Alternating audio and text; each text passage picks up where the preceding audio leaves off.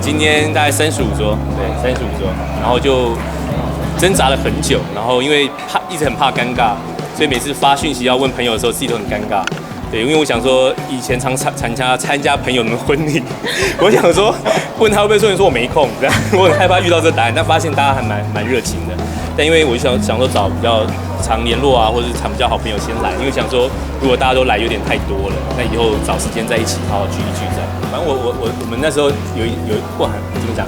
有一次推荐之下，然后林毅老师遇到我，然后林毅老师就说：“比如说你新要结婚，我说是啊。”他说：“那这样吧。”我就帮你省下你那所有跟穿的有关的东西，这样，所以林老师就很帮忙，所以我们所有的衣服他就是全部赞助，不是只有一套，我算了大概有10套以上，然后我就觉得天啊，就是因为这样才可以帮我省这么多的费用下来。看起来身材很丰腴的怀孕。看得出来吗？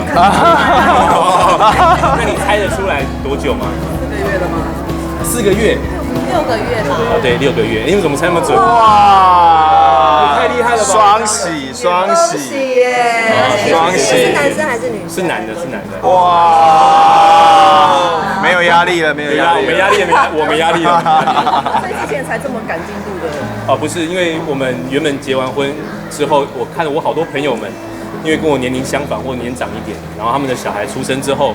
我看有一次他抱小朋友来跟我们聊天啊，干嘛？然后走的时候他站起来很慢。我说怎么啦？他说我腰闪到，我就意识到说好像要赶快生，不然年纪的问题我可能不知道。所以我就想，好吧，那我们要不要生小孩？他说好啊，对，因为我们今年年初就登记了，对，大概暑假过后才想说那赶快来生吧。